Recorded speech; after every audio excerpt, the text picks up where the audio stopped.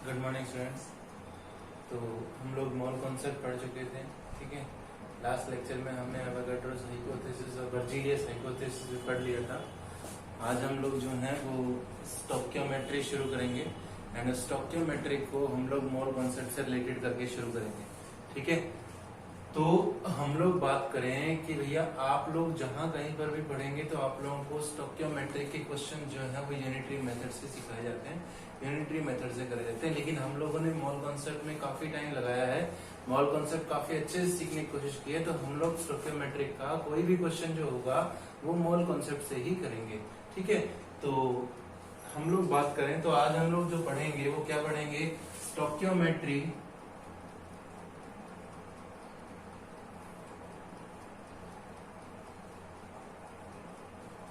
And calculations. और calculations जो है स्टोक्योमेट्री से रिलेटेड वो करेंगे। स्टोक्योमेट्री एंड कैलकुलेशंस जो है किससे बेस्ड ऑन स्टोक्योमेट्री की, जो कैलकुलेशन जो किस पे बेस्ड है, बेस्ड ऑन स्टोक्योमेट्री।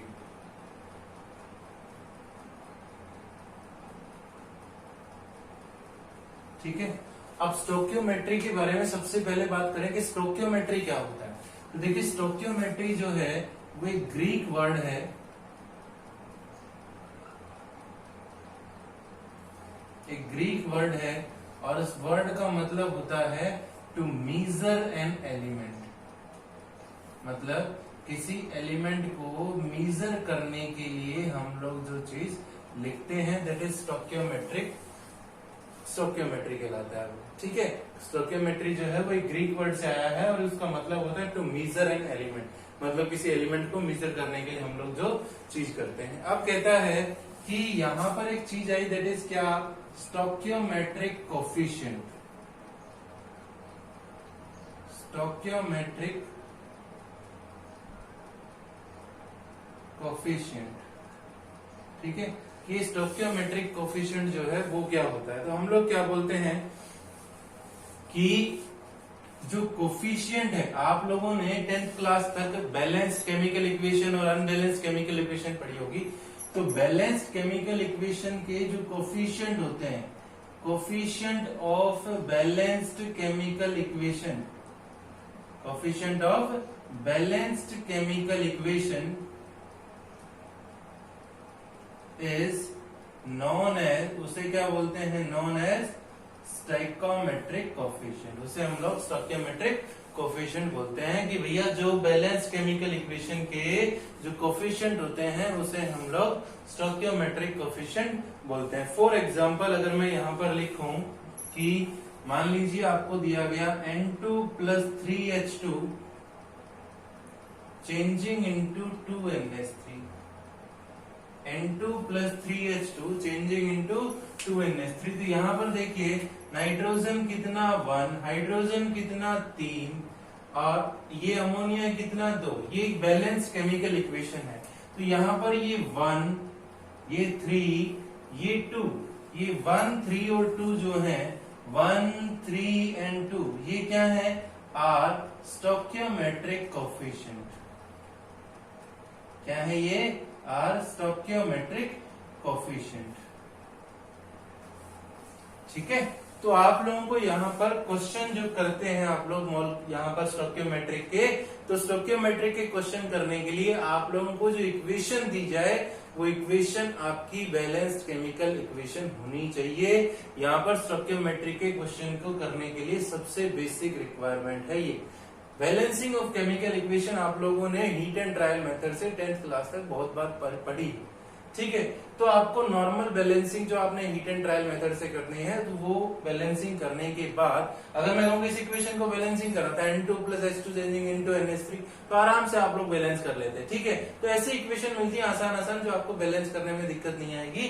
तो मैं क्या बोलता हूँ, जैसे मैं इक्वेशन लिखूं कि CaCO3 + 2HCl changing into CaCl2 + H2O + CO2, ठीक है। ये इक्वेशन लिखी मैंने क्या, कि CaCO3 plus 2HCl changing into CaCl2 plus H2O plus CO2। अब यहाँ पर इस इक्वेशन में मैं आगे क्या बोल सकता हूँ? मैं ये बोल सकता हूँ कि भैया 1 मोल यहाँ पर किसका है? CaCO3 का।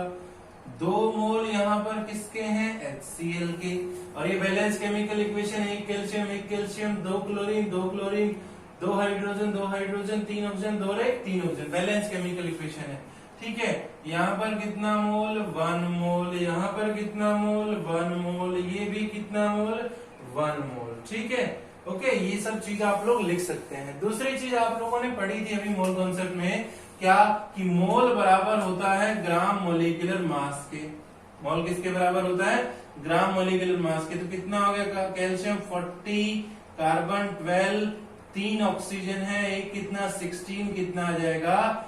100 ग्राम। ठीक है, यहां पर बात करें तो 2 इंटू हाइड्रोजन 1, क्लोरीन 35.5, 2 इंटू 36.5। ठीक है, उसके बाद यहां पर लिख सकते हैं क्या? कैल्शियम कितना? 40, ये 2 से मल्टीप्लाई करेंगे, दो मोल थे, प्लस 2 इंटू 35.5। ठीक है, 40 प्लस 71। ओके, यहाँ पर क्या? 1 मोल H2O का, तो 2 इंटू 1 प्लस 16 कितना आ जाएगा?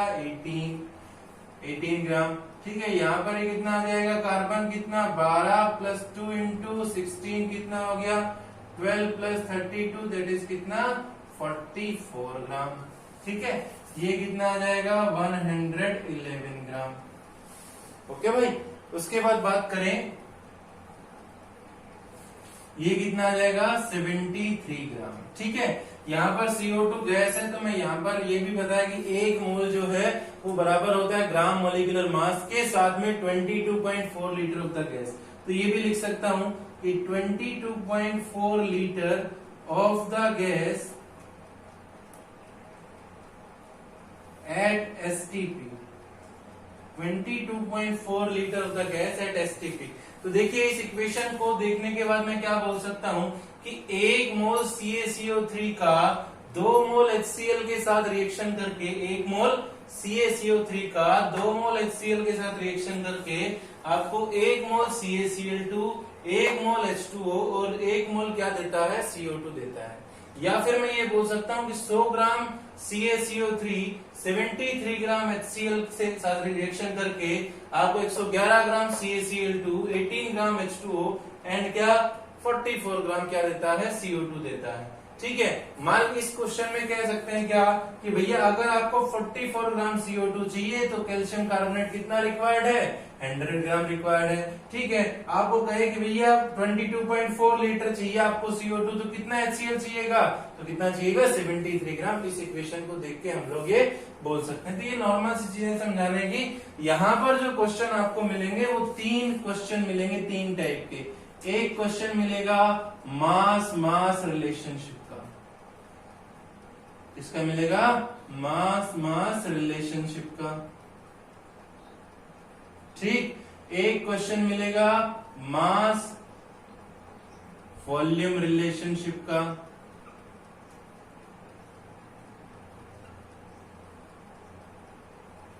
ठीक, और एक क्वेश्चन मिलेंगे आपको किसके? वॉल्यूम रिलेशनशिप के। तो यहां पर आपको 3 टाइप के रिलेशनशिप्स के क्वेश्चन मिलेंगे। किस किस के? मास मास रिलेशनशिप के, मास वॉल्यूम रिलेशनशिप के और वॉल्यूम रिलेशनशिप के। ठीक है, मास मास रिलेशनशिप में क्या होगा कि भैया एक का मास दे देगा रिएक्टेंट और प्रोडक्ट में से और दूसरे का मास आपसे पूछ लेगा। मास वॉल्यूम रिलेशनशिप में क्या होगा? तो मास दे देगा, वॉल्यूम पूछ लेगा, या वॉल्यूम दे देगा आपसे मास पूछ लेगा। वॉल्यूम में क्या होगा कि एक की वॉल्यूम दे देगा आपसे, दूसरे की वॉल्यूम पूछ लेगा। ठीक है, तो उसके बाद आगे चलते हैं। ओके, अब कहता है क्वेश्चंस को करने के लिए मैं एक चीज बताता हूं यहाँ पर, उसको हम लोग बोलते हैं क्या? Principle of atom conservation. Principle of atom conservation. ठीक है, शॉर्ट फॉर्म में हम लोग इसको बोल सकते हैं POAC। पीओएसी मतलब प्रिंसिपल ऑफ एटम कंजर्वेशन। आप लोग याद कीजिए, हम लोगों ने लॉ ऑफ मास एक्शन पढ़ा, sorry law of conservation of mass पढ़ा था। Law of conservation of mass में हमने क्या कहा था कि भैया कोई भी मास नहीं होगा, total mass of system remains constant, मतलब mass of reactant is equal to mass of किसके, प्रोडक्ट के। ठीक है, कि मास जो है वो क्या रहता है, कांस्टेंट रहता है। कंजर्व मतलब एटम जो है कंजर्व रहेंगे यहाँ पर। ठीक है, law of conservation of mass में हमने क्या बोला था कि मास जो है रिएक्टेंट और प्रोडक्ट का क्या रहेगा, सेम रहेगा। एटम कंजर्वेशन में हम लोग क्या बोलते हैं कि number of atoms on reactant side is equal to number of atoms on product side. और अगर हम लोग बात करें कि नंबर ऑफ एटम सेम है तो नंबर ऑफ मोल्स भी क्या होंगे, सेम होंगे। तो प्रिंसिपल ऑफ एटम कंजर्वेशन में हम लोगों को क्या बात याद रखनी है कि number of atoms on reactant side, मतलब किसी एक पर्टिकुलर के लिए बात करें, मान लीजिए बैलेंस केमिकल इक्वेशन में कि number of atoms on reactant side is equal to number of atoms on product side. देखिए यहाँ पर कैल्शियम कितना एटम है, एक है। यहाँ पर कितना है, एक है। यहाँ पर क्लोरीन के कितने हैं रिएक्टेंट साइड में, 2 क्लोरीन है। यहाँ पर भी कितने हैं, 2 है। यहाँ पर कितना कार्बन है, एक है। यहाँ पर भी कितना कार्बन है, एक है। तो number of atoms on reactant side is equal to number of atoms on product side. ठीक है, तो प्रिंसिपल ऑफ एटम कंजर्वेशन क्या कहता है, if atoms are conserved, if atoms are conserved, then moles are also conserved।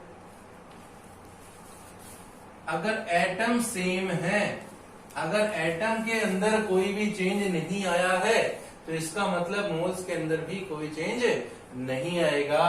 तो मैं कहता हूं कि आप लोगों को यहाँ पर क्वेश्चन करने के लिए एक चीज याद रखनी है, क्या मोल्स निकालने आते हैं कि जैसे मैं मान लीजिए यहाँ पर लिख रहा हूं नाइट्रोजन और हाइड्रोजन के लिए, तो क्या मोल्स अपॉन में स्टोइकियोमेट्रिक, मोल्स अपॉन में स्टोइकियोमेट्रिक कोफिशिएंट जो है उसका equal two moles upon stoichiometric coefficient. ठीक है, कि एक का मोल्स अपॉन में स्टोइकियोमेट्रिक आपको दूसरे के मोल्स अपॉन स्टोइकियोमेट्रिक के बराबर रखना है। यही प्रिंसिपल ऑफ एटम कंजर्वेशन कहता है कि moles upon stoichiometric is equal two moles upon stoichiometric. ठीक है, इस चीज से, सिर्फ एक इस चीज से आप लोग स्टोइकियोमेट्रिक का कोई भी क्वेश्चन कर पाएंगे कि मोल्स अपॉन स्टोइकियोमेट्रिक बराबर रखना है मोल्स अपॉन स्टोइकियोमेट्रिक। ठीक है, फिर बोल रहा हूं moles upon stoichiometric is equal two moles upon stoichiometric. देखिए आज का फर्स्ट क्वेश्चन देखते हैं कि in the commercial manufacture of nitric acid how many moles of NO2 produce 7.33 moles of HNO3 in the reaction. कि भैया कितने मोल्स NO2 के चाहिएंगे क्या देने के लिए, 7.33 मोल्स ऑफ HNO3 देने के लिए। ठीक है, आपको इक्वेशन भी गिवन है। मोस्टली क्वेश्चन में आपको इक्वेशन गिवन मिल जाएगी। अगर इक्वेशन गिवन भी नहीं मिलती है तो आप लोग उन इक्वेशंस को आराम से बना पाएंगे, ये बात याद रखें। दूसरी बात यह है कि आपकी जो इक्वेशन होनी चाहिए वो कैसी होनी चाहिए, फिर बोल रहा हूं कैसी होनी चाहिए, बैलेंस्ड होनी चाहिए। कैसी होनी चाहिए, बैलेंस। बिना बैलेंस केमिकल इक्वेशन के आप स्टोइकियोमेट्रिक का क्वेश्चन नहीं कर पाएंगे। देखिए 3 नाइट्रोजन 2 और 1, 3 नाइट्रोजन। ठीक है, ओके, 2 हाइड्रोजन 2 हाइड्रोजन, 3 दूनी 6 और 1 7, 2 3 6 और 1 7, 7 ऑक्सीजन है। दोनों साइड बराबर नंबर ऑफ आइटम्स है। ओके, अब मैं इसमें क्या लिख सकता हूँ, ये कितना मोल्स है जी, 3 मोल्स है। कितने मोल्स है, 3 मोल्स है। H2O कितना मोल है भाई, 1 मोल है। ये HNO3 कितना मोल है, 2 मोल है। ढंग से देखना है इस क्वेश्चन को।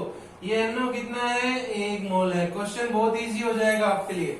सिर्फ आपका, आप देखो पूछ क्या रहा है, NO2 का जिक्र कर रहा है और किसका जिक्र कर रहा है, HNO3 का। तो हम लोगों को बाकियों के बारे में बात नहीं करनी, हम लोगों को क्या करना है, मैंने कहा था कि मोल्स अपॉन में क्या, स्टोइकियोमेट्रिक। तो मोल्स ऑफ NO2 अपॉन इसका स्टोइकियोमेट्रिक कोफिशिएंट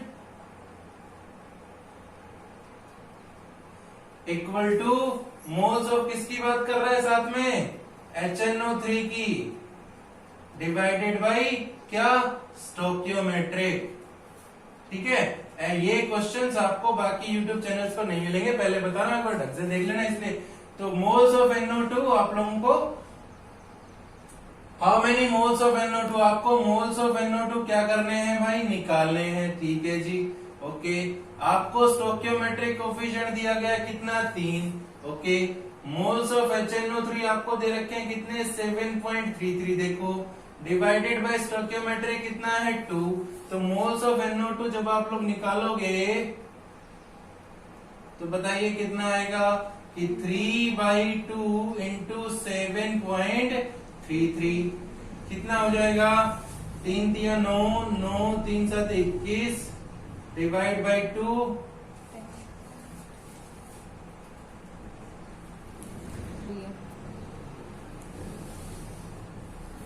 कितना आएगा, 10.99, ठीक है। ओके, कितना आएगा, 10.99। तो ये सिंपल सा क्वेश्चन है, सिर्फ आपको क्या करना है, देखिए जिसके बारे में जो दे रखा है, क्या दे रखा था, HNO3, पूछा क्या था NO2, तो हम लोगों को उन दोनों के नंबर ऑफ मोल्स क्या रखने हैं, बराबर रखने हैं। उनके नंबर ऑफ मोल्स बराबर रखने के बाद आपके पास इजीली उस क्वेश्चन का आंसर आ जाएगा, ठीक है।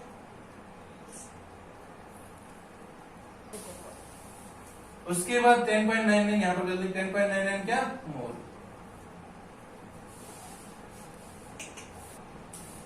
और मोल्स ऑफ NO3 गलती से लिखा है, मोल्स ऑफ क्या, NO2, ठीक है। ओके, अगला क्वेश्चन करते हैं। अब कहता है अगला क्वेश्चन देखते हैं आज का, कि calculate the mass of 60% H2SO4 required to decompose 50 gram of chalk. Chalk क्या क्या फॉर्मूला क्या नाम है, कैल्शियम कार्बोनेट, कि आपको 60% H2SO4 का मास बताना है। मतलब पहले आप लोगों को इस क्वेश्चन में मास ऑफ H2SO4 निकालना पड़ेगा, उसके बाद 60% H2SO4 की हम लोग बात कर लेंगे, ठीक है। टू डिकम्पोज 50 ग्राम ऑफ चाक, जो किसको डिकम्पोज कर रहा होगा, 50 ग्राम चाक को डिकम्पोज कर रहा होगा, मतलब कैल्शियम कार्बोनेट की रिएक्शन हो रही होगी। Calcium carbonate, calcium carbonate, calcium carbonate कौन डिकम्पोज कर रहा है इसको, H2SO4 यानी कि सल्फ्यूरिक एसिड, यानी कि लिख रखा है, चलो यहां पर H2SO4 मैं H2SO4 लिख देता हूं, ठीक है। चेंजिंग इनटू, अब देखिए कैल्शियम कार्बोनेट का फॉर्मूला क्या होता है, CaCO3 प्लस H2SO4, ठीक है। चेंजिंग इनटू 10th क्लास में आप लोग 10th क्लास तक पढ़ चुके हैं कि इक्वेशन कैसे बनेगी, क्या बनेगी, ठीक है। देखिए इसका पॉजिटिव, इसका नेगेटिव, इसका पॉजिटिव, इसका नेगेटिव, तो इसका पॉजिटिव इसके नेगेटिव के साथ, इसका नेगेटिव इसके पॉजिटिव के साथ। तो कैल्शियम के ऊपर कितना पॉजिटिव होता है, 2, SO4 के ऊपर कितना नेगेटिव होता है, 2, तो Ca प्लस 2 SO4 माइनस 2, तो मल्टीप्लाई हो जाएगा आराम से, क्या बन जाएगा, CaSO4 प्लस हाइड्रोजन के ऊपर +1, CO3 के ऊपर -2, तो क्या करना पड़ेगा, इसको 2 से, इसको 1 से, तो क्या हो गया, H2CO3। आप सिर्फ ये देखिए अब ये इक्वेशन बैलेंस है या नहीं है। तो देखिए एक कैल्शियम, एक कैल्शियम, एक SO4, एक SO4, 2 हाइड्रोजन, 2 हाइड्रोजन, एक CO3, एक CO3, इक्वेशन आपकी बैलेंस है। उसके बाद मैंने कहा था क्या लिखना है भैया, मोल्स लिखने हैं। कितने मोल्स हैं, 1 मोल। कितना मोल है, 1 मोल। कितना मोल है, 1 मोल, ठीक है। कितना मोल है, 1 मोल। अब ये देखिए जिक्र किस किस का हो रहा है, किस किस की बात कर रहा है, वो किस किस की बात कर रहा है, H2SO4 की बात कर रहा है, और किसकी बात कर रहा है, CaCO3 की। तो दोनों के मोल्स को हम लोग बराबर रख देंगे, तो moles of CaCO3 he upon उसका क्या, स्टोइकियोमेट्रिक कोफिशिएंट, समझ रहे ना भाई, अपॉन उसका stoichiometric coefficient equal two moles of किसका, H2SO4 का, डिवाइडेड बाय उसका क्या, स्टोइकियोमेट्रिक कोफिशिएंट, ठीक है जी। Okay, moles of CaCO3, moles कैसे निकाला जाता है, गिवन मास अपॉन क्या, gram molecular mass. Stoichiometric coefficient कितना है भैया, 1 है, देख लो, ठीक है। यहां पर मोल्स ऑफ H2SO4 कैसे निकाला जाएगा, मास अपॉन में क्या, ग्राम मोलिकुलर मास। ये मोल्स का फॉर्मूला पढ़ा था, स्टोइकियोमेट्रिक कोफिशिएंट इसका भी कितना है, 1 है। ओके, अब देखिए क्वेश्चन में आपको CaCO3 का मास दे रखा है कितना, 50 दे रखा है जी। CaCO3 का ग्राम मोलिकुलर मास निकालें तो CaCO3 का ग्राम मोलिकुलर मास, कैल्शियम है कितना 40, एक कार्बन है कितना 12, 3 ऑक्सीजन है, एक का होता है 16, कितना हो गया 48, इक्वल टू कितना आ जाएगा 100। तो 50 अपॉन कितना 100 इक्वल टू मास आपसे पूछा है H2SO4 का, मास of H2SO4 divided by gram molecular mass of H2SO4। तो H2SO4 का मोलिकुलर मास निकाले कितना, 2 हाइड्रोजन है 1, प्लस एक ही सल्फर है कितना 32, 4 ऑक्सीजन है कितना 60, कितना आ जाएगा 98। तो 98 is the gram molecular mass of H2SO4। तो यहां से अब आप लोग मास ऑफ H2SO4 निकाल सकते हो, कितना आ जाएगा भाई 50 इंटू 98 डिवाइडेड बाई कितना 100, कि 50 इंटू 98 डिवाइड बाई कितना 100, ये आ जाएगा कितना 49 ग्राम, क्योंकि 52 कितना हो गया 49 ग्राम। तो 49 gram is the mass of H2SO4। अब कहता है क्वेश्चन अभी खत्म नहीं हुआ है, एक सेकंड रुकिए। अब कह रहे थे क्या आ गया कि H2SO4 का मास कितना आ गया 49, लेकिन H2SO4 जो है वो हमारे पास दिया गया है 60% H2SO4। तो मास ऑफ 60% H2SO4 निकालना है। इसका मतलब है कि भैया 100 ग्राम में से सिर्फ कितना H2SO4 प्योर है 60 ग्राम है, 100 ग्राम में से कितना है 60 ग्राम। तो इसके दो तरीके हैं, पहला क्या कि भैया कितना चाहिए टोटल परसेंटेज के लिए 100 डिवाइडेड बाय कितना 60 इंटू कितना 49 मास आया, कितना आ जाएगा, सोल्व करोगे तो सोल्व कीजिए एक बार, 490 डिवाइडेड बाय कितना 6, कितना आ जाएगा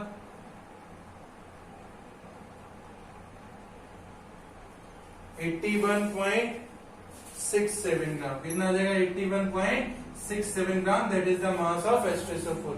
दूसरा तरीका है, दूसरा तरीका क्या है, मास ऑफ 60% ऑफ H2SO4 को समझना। इसका मतलब क्या है, इसका मतलब है कि अगर आपको 60 ग्राम H2SO4 चाहिए तो आपको लेना पड़ेगा कितना 100 ग्राम, कितना लेना पड़ेगा 100 ग्राम।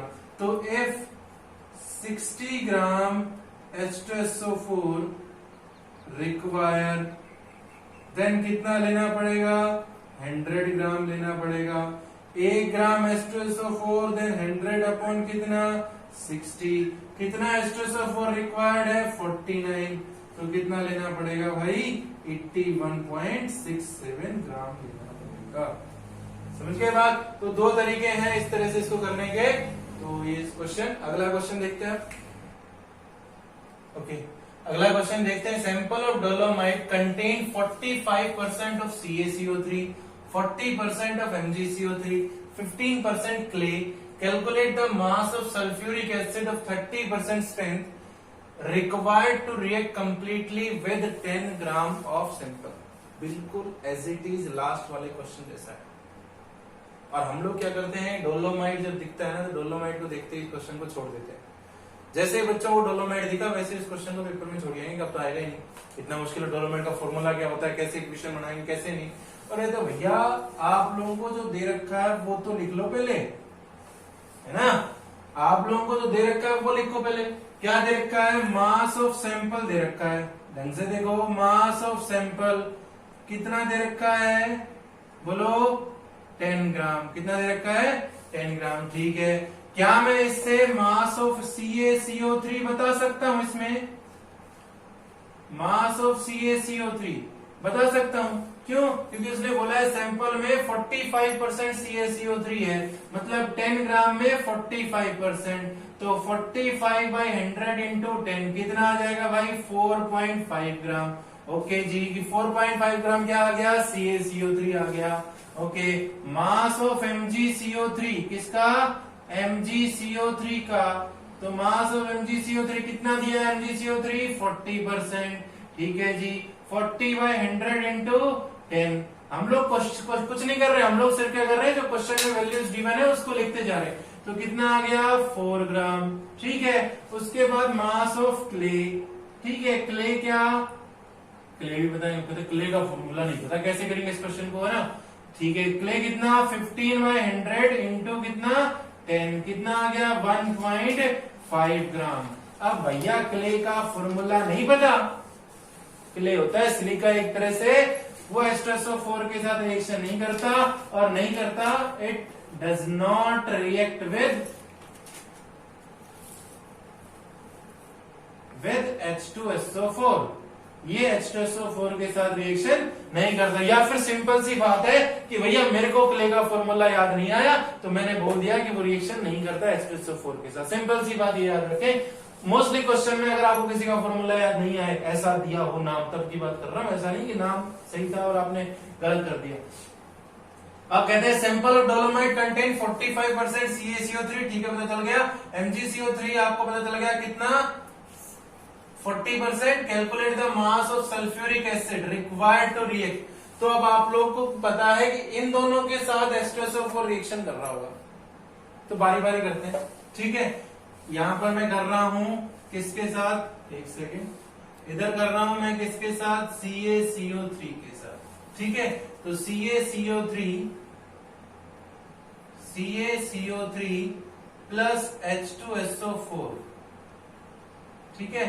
फिर से बोलता है, इसका पॉजिटिव, इसका नेगेटिव, इसका पॉजिटिव, इसका नेगेटिव, इसका पॉजिटिव इसके नेगेटिव के साथ, इसका नेगेटिव इसके पॉजिटिव के साथ, क्या इक्वेशन बनेगी, CaSO4 प्लस H2CO3, ओके जी, ठीक है। ये कितना मोल, 1 मोल, ये कितना मोल, 1 मोल, ये कितना मोल, 1 मोल, ये कितना मोल, 1 मोल। आप सिर्फ ये देखिए किसका जिक्र हो रहा है, CaCO3 का जिक्र हो रहा है और H2SO4 का जिक्र हो रहा है।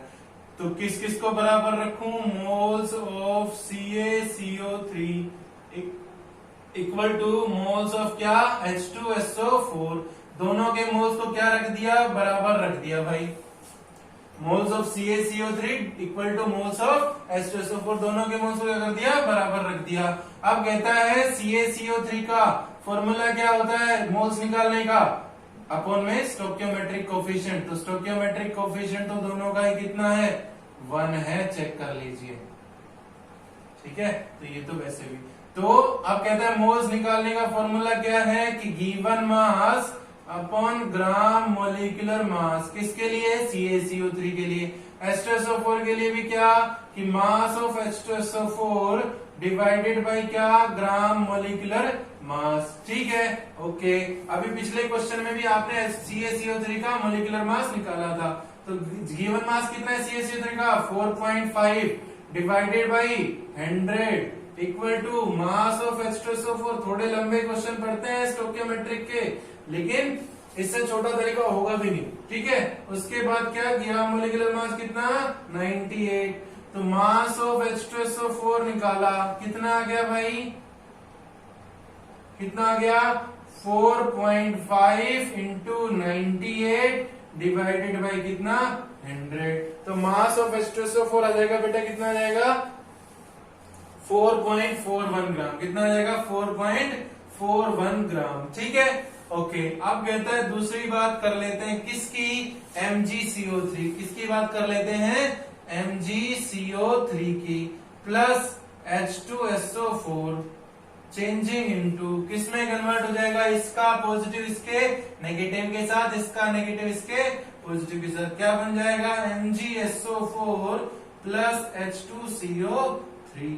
क्या करना है, किस किस का जिक्र है, MgCO3 का, और किसका जिक्र है, H2SO4 का।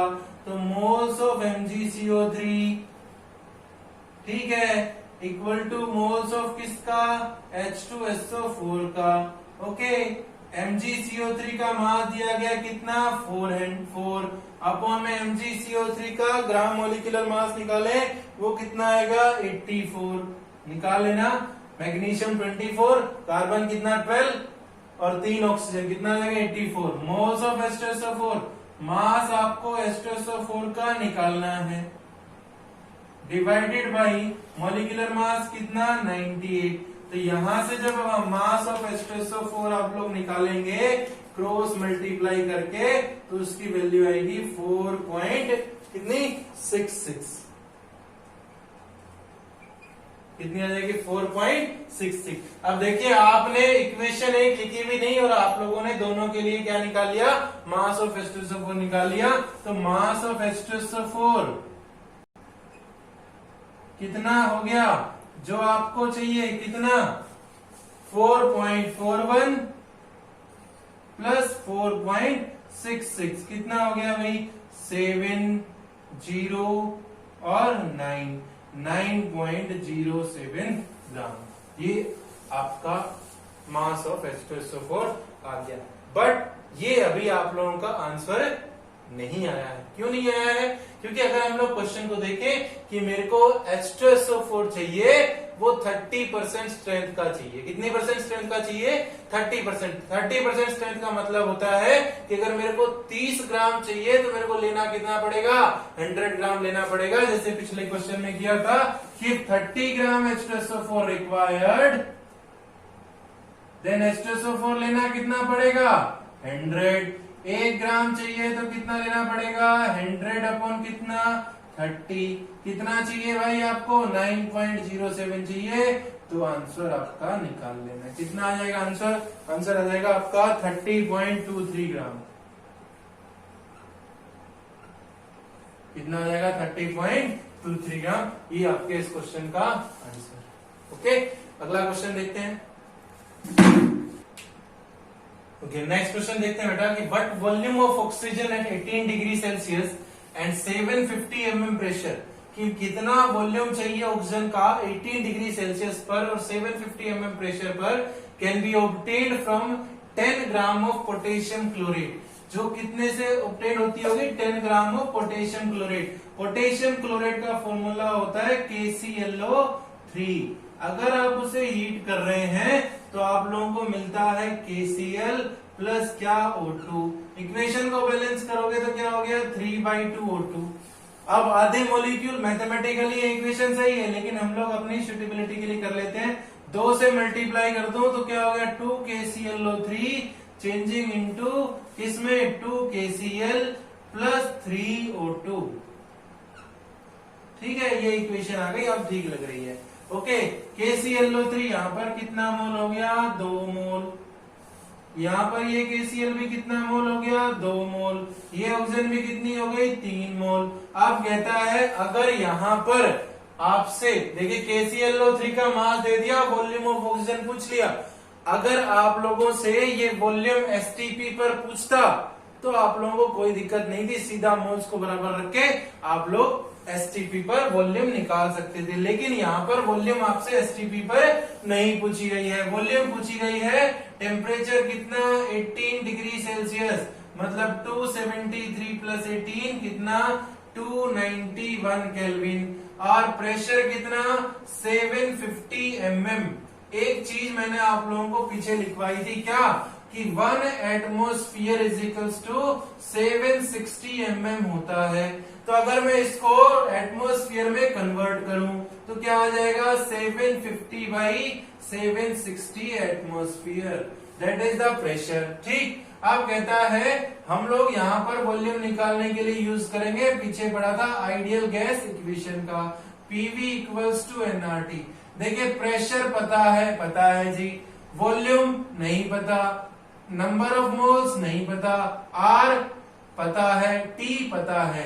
तो अगर मैं नंबर ऑफ मोल्स निकाल लूं तो वॉल्यूम आराम से निकाल पाऊंगा। तो नंबर ऑफ मोल्स निकालने के लिए मैं लिखता हूं यहां पर क्या? कि मोल्स ऑफ KClO3 अपन क्या लिखते थे उसका? बोलो, स्टोइकोमेट्रिक कोफिशिएंट।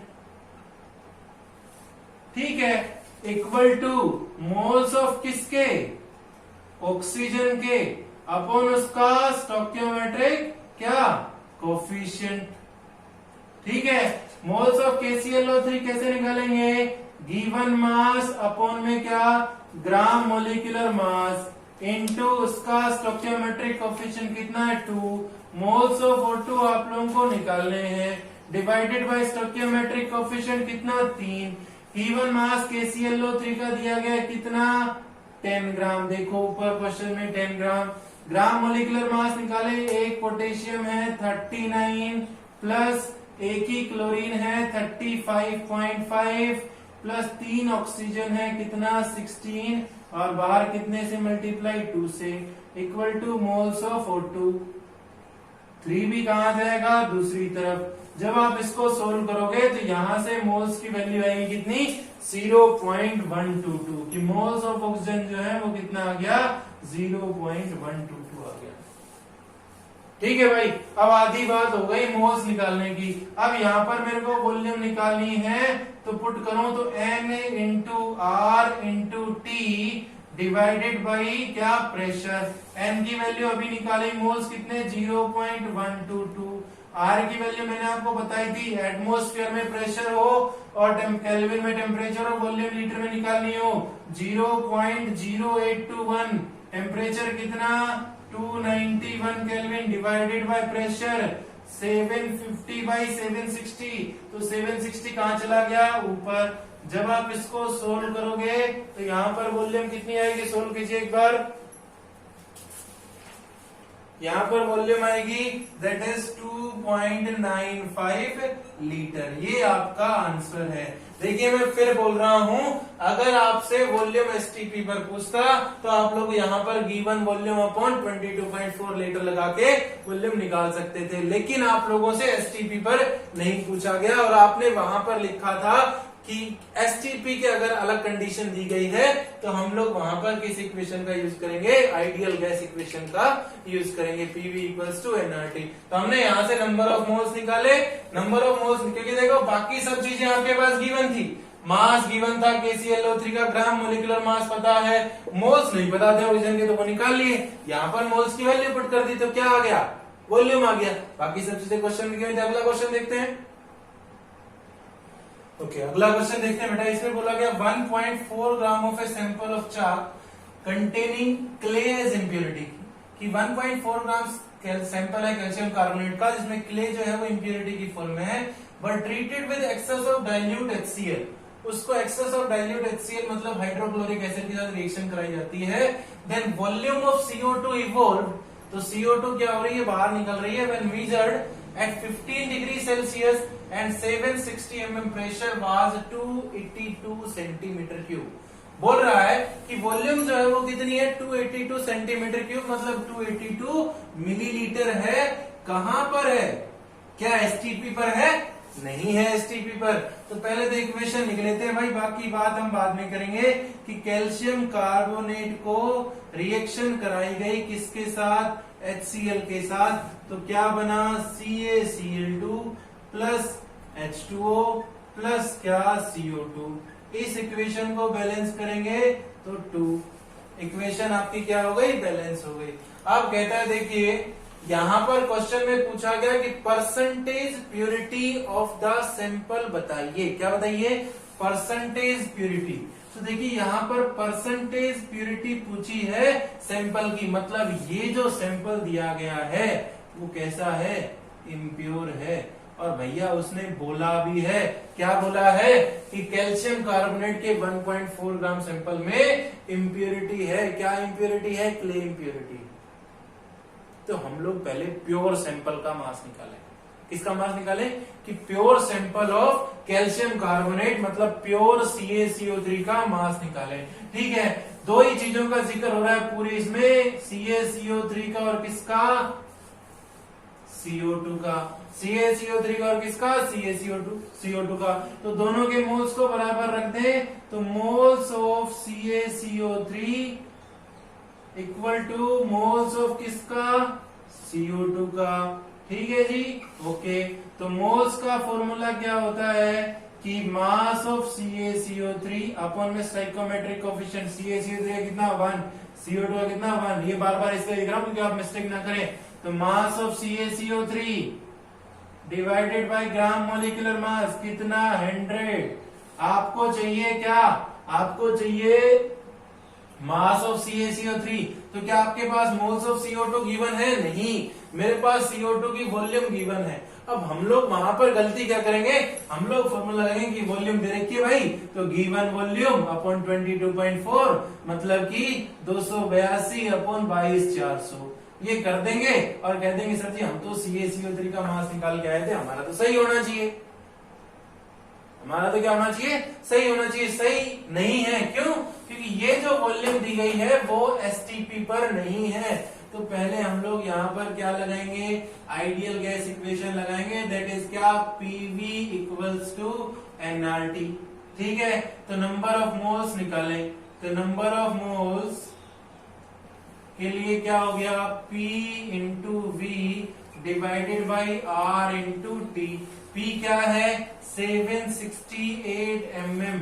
एटमोस्फियर में कन्वर्ट करने के लिए पिछले क्वेश्चन में भी बताया था, कितने से डिवाइड कर दूं, 760, दैट इज एटमोस्फियर। ठीक है, वॉल्यूम कितनी दे रखी है, 282 मिलीलीटर, किसमें कन्वर्ट करूं, लीटर में, तो 282 डिवाइड बाय कितना, 1000, ये क्या आ गया, लीटर।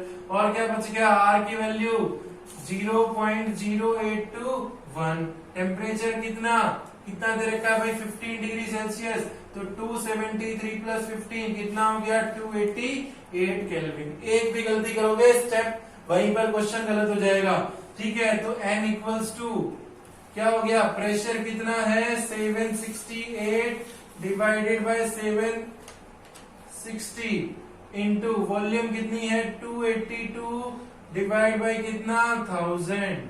उसके बाद डिवाइड बाय आर कितना है, 0.0821। टेम्परेचर कितना है, 288 केल्विन। जब आप इसको सोल्व करोगे तो यहां से नंबर ऑफ मोल्स की वैल्यू आएगी 0.0120, 0.012, that is the moles of किसका, CO2 का। यहां पर मोल्स ऑफ CO2 रख दीजिए कितना, 0.012। तो आप बताइए कि मास ऑफ CaCO3 कितना आ गया, 0.012 इंटू 100। देखो अगर आप मोल्स ऑफ CO2 निकाल लेते हो यहां से, तो उसके बाद क्वेश्चन कितना आसान हो गया। ठीक है, तो मास ऑफ CaCO3 कितना आया, 1200, 1.2 ग्राम। मास ऑफ CaCO3 कितना आया, 1.2 ग्राम। अब कहता है परसेंटेज प्यूरिटी, तो देखिए परसेंटेज प्यूरिटी का फॉर्मूला क्या होता है, mass of pure product, pure substance divided by mass of impure substance into कितना, 100, that is the percentage purity. Pure कितना है भाई, 1.2 जो हमने निकाला, इम्प्योर कितना है भाई, 1.4 इंटू कितना, 100। Now you can solve it, percentage purity आपके पास हो जाएगी, दैट इज कितनी, 85.7%। ठीक है, ये क्वेश्चन आपका कंप्लीट है। अगला क्वेश्चन देखते हैं,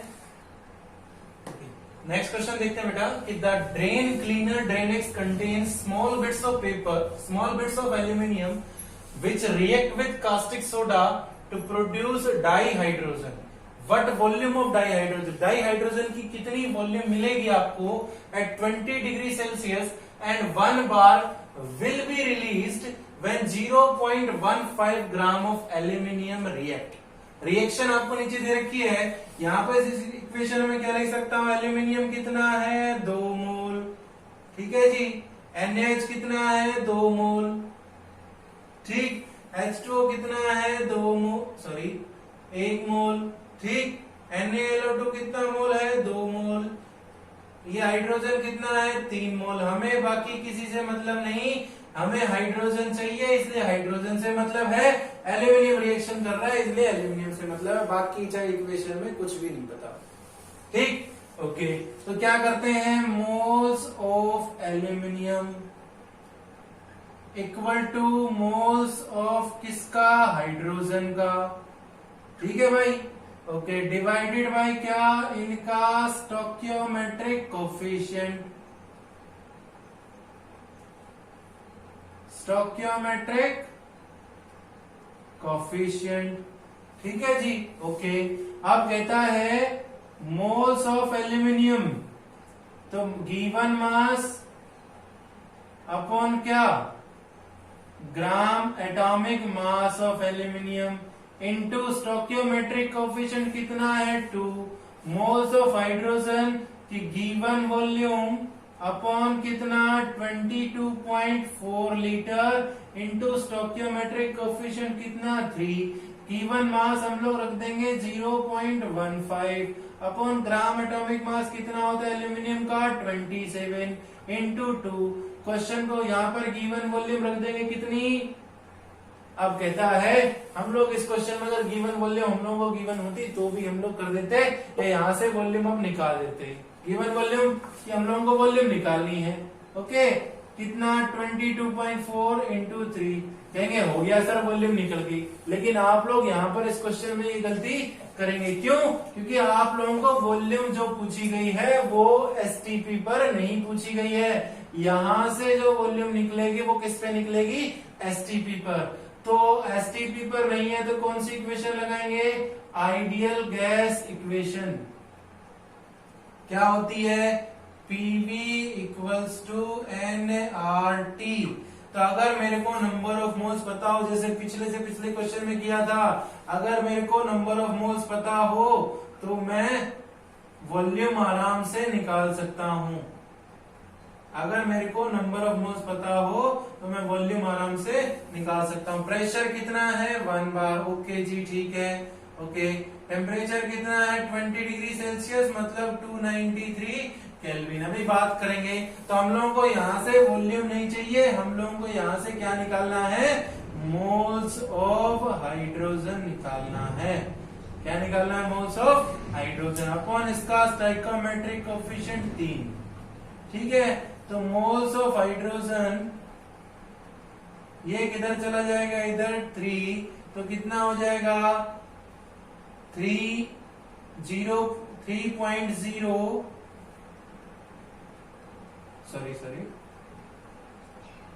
45 0.45 upon 27 into 2 moles of hydrogen, ठीक है। तो मोल्स ऑफ हाइड्रोजन के लिए अब इसको सोल्व करेंगे तो मोल्स ऑफ हाइड्रोजन की वैल्यू कितनी आएगी बेटा, दैट इज आएगी 0.00833, that is the moles of hydrogen 0.00833, ठीक।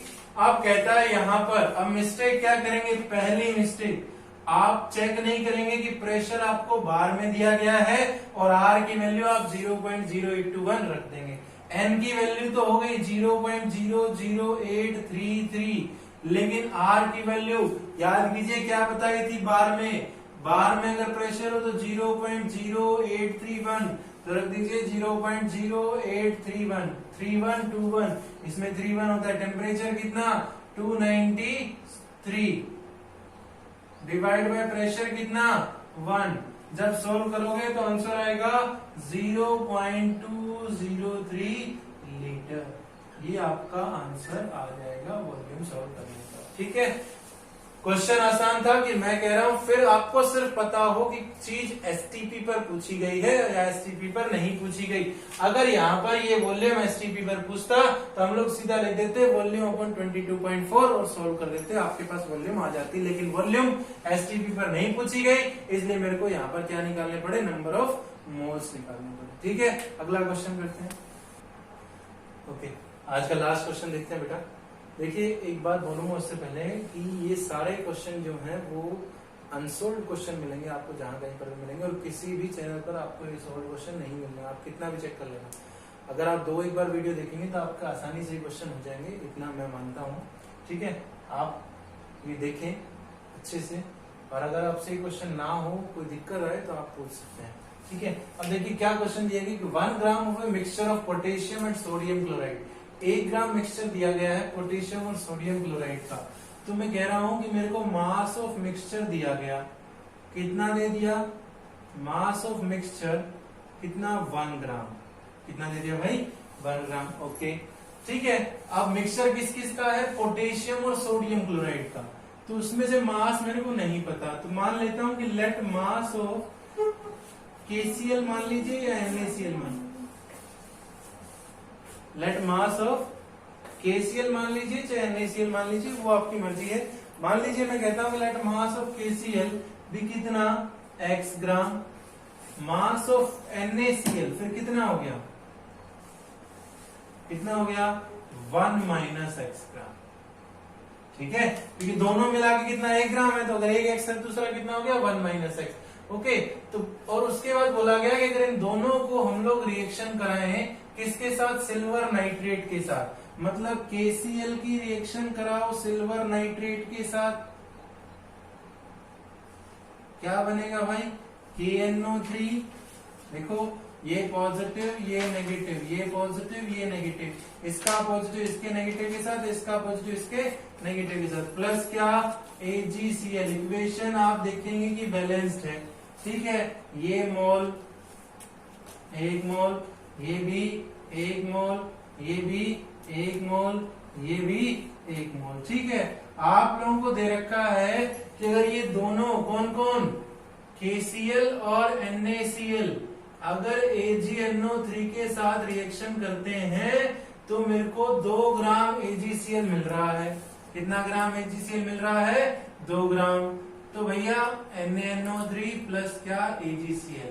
ठीक है, मेरे को नहीं पता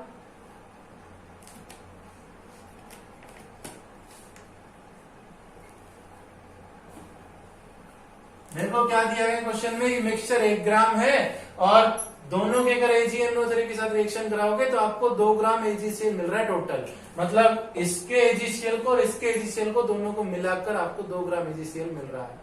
ठीक है, तो इससे कितना मिल रहा है, इससे कितना मिल रहा है ये तो पता ही नहीं अभी, और मान तो पहले ही चुके, एक को x मान चुके दूसरे को 1 मान, कितना मानोगे। तो हम लोग क्या करते हैं कि दोनों का मास निकाल लेते हैं यहाँ पर AgCl का पहले। ठीक है, तो मास ऑफ AgCl, ओके, तो क्या करेंगे AgCl का मास निकालने के लिए, मोल्स ऑफ KCl अपॉन इसका स्टोइकोमेट्रिक कोएफिशिएंट कितना 1, मोल्स ऑफ AgCl अपॉन इसका स्टोइकोमेट्रिक कोएफिशिएंट कितना 1।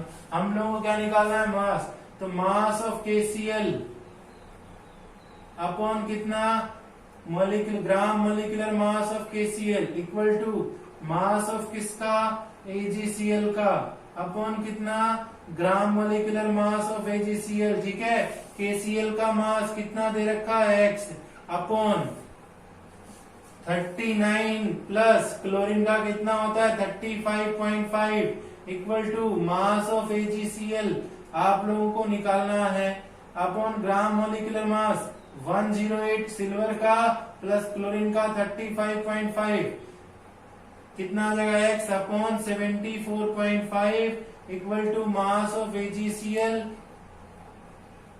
अपॉन 143.5।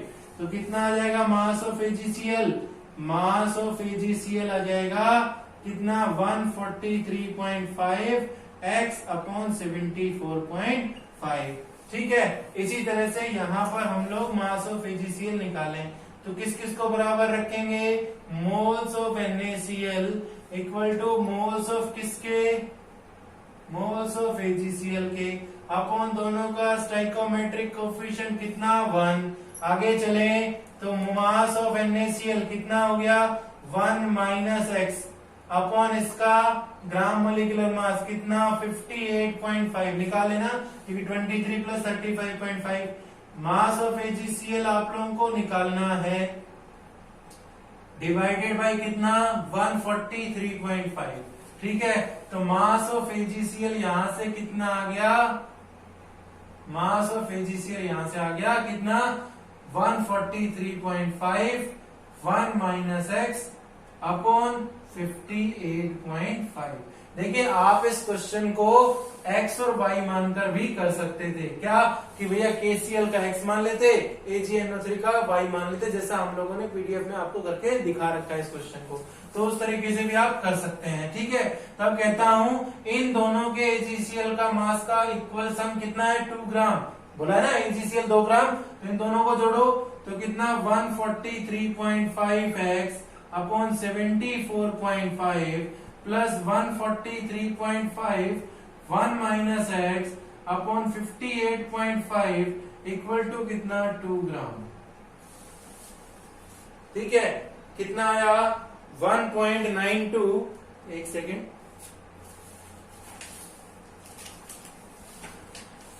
इसको सोल्व करोगे दैट इज 1.92x प्लस कितना, plus 2.45 into 1 minus x equal to कितना 2।